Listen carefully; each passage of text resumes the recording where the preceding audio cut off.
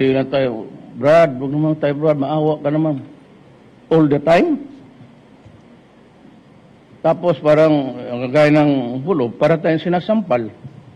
Every time may makidnap dyan, lumulunok tayo kasi kinikriticize pa, Pilipina. Drugs, ganun rin.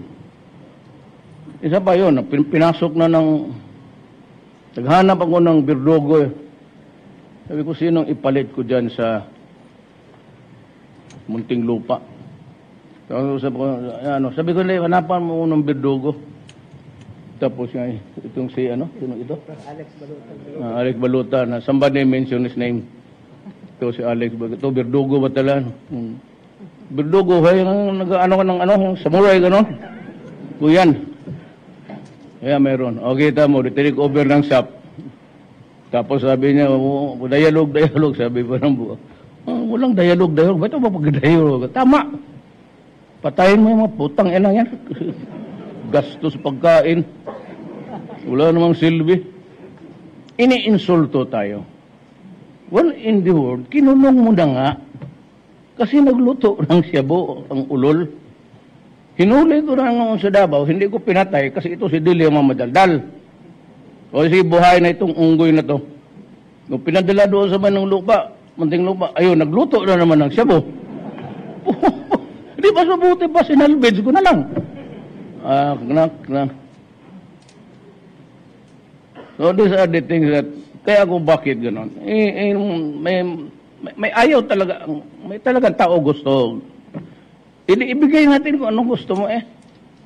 You do not want to talk to us. You continue fighting government. We do not want it. You force us to fight. Anong po nga magsige lang tayo tingin. Then, you ask for it, we will give it to you. Now, for the people who want peace, we will go out. Ako, I'm ready to concede BBL minus the constitutional affirmatives. Hindi ko maibigay yan kasi yung konstitusyon natin ngayon, hinahawakan natin, hindi pwede. Gagawin yung regional armed forces, pati regional police.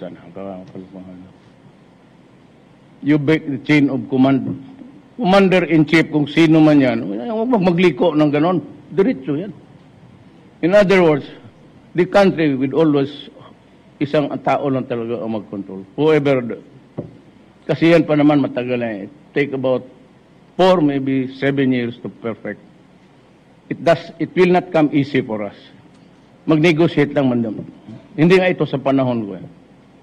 Pero we will remove the things that talagang hindi pwede. But we are ready. Wala yung area, sige. If the Constitution would allow that there is a certain, kami magbigay muna ng authority po sinong gusto nila na mag-manage sa resources. There's enough land. There's enough oil. Paski na sabihin mo na magpikag-away ang China. Inyo na, mas marami pa kami dito. Hindi lang nila alam. Kaya wag tayo magdaldal ba? Kaya ang China Sea ilagay. Saan ka nakakuha dito ng buong dagat kunin? May gusto ko sabihin sa kanila, kunin mo lang Indian Ocean, Pacific Ocean, pati Atlantic Ocean. Iyon na. Kinuha natin.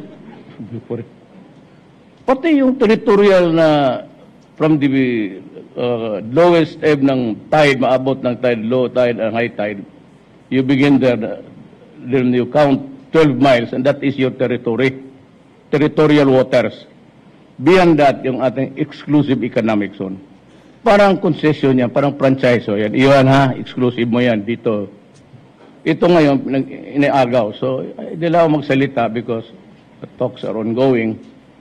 If President will be, what Friday man tayo nga, bukas, kung magsabi si President Ramos na hindi na niya kaya, I'll appoint Alunan, ng DILG. Mahusay yun. Reserve ba yun ng si Colonel in the Reserve Force? Yun na lang ang pangpalit. He knows his business. So, yan ang message ko sa inyo. I'm happy that you're all well. Noon sana, ipagbili ko yung Pangulo kasi idagdag ko, magbili ko ng bagong ospital.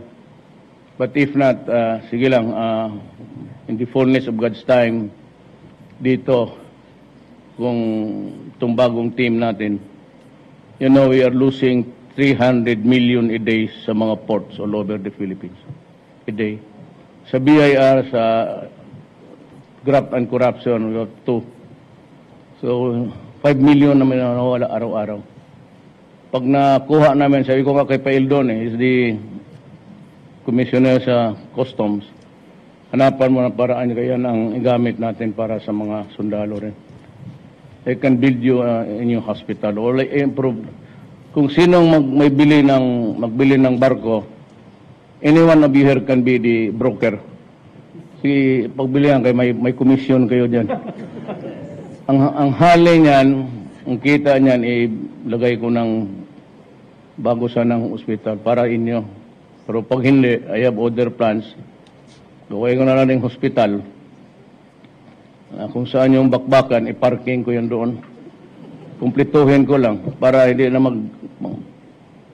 gawin kong hospital, floating hospital.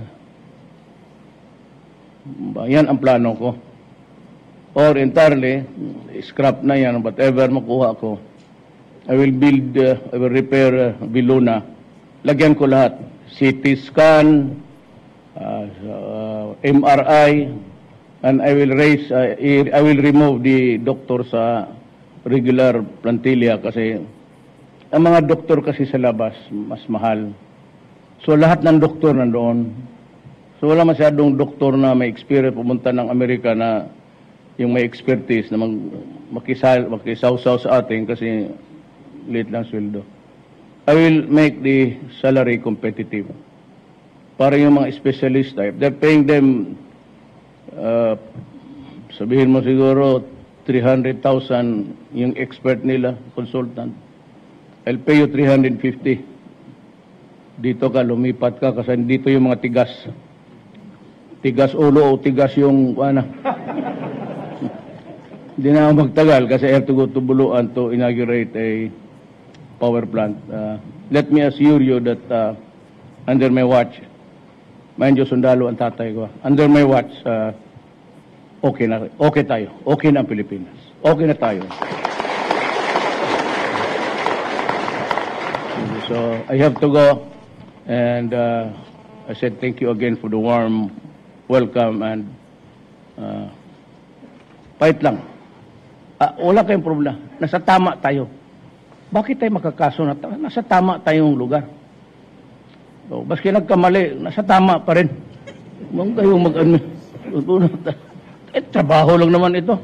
When you go out there at the camp to fight, it's a job. What a trabaho lahat yan. So, trabaho tayo, pati ako. So, but I will take care of you. I'll take care of you and I will protect you. Maraming salamat po.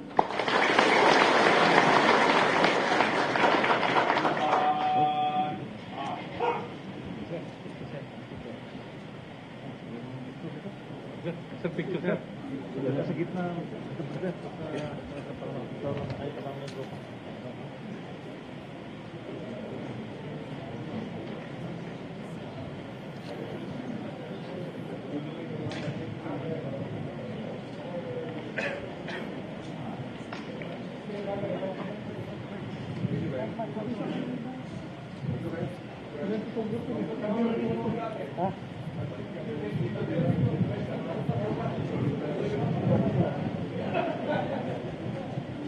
Ano, gitna ako?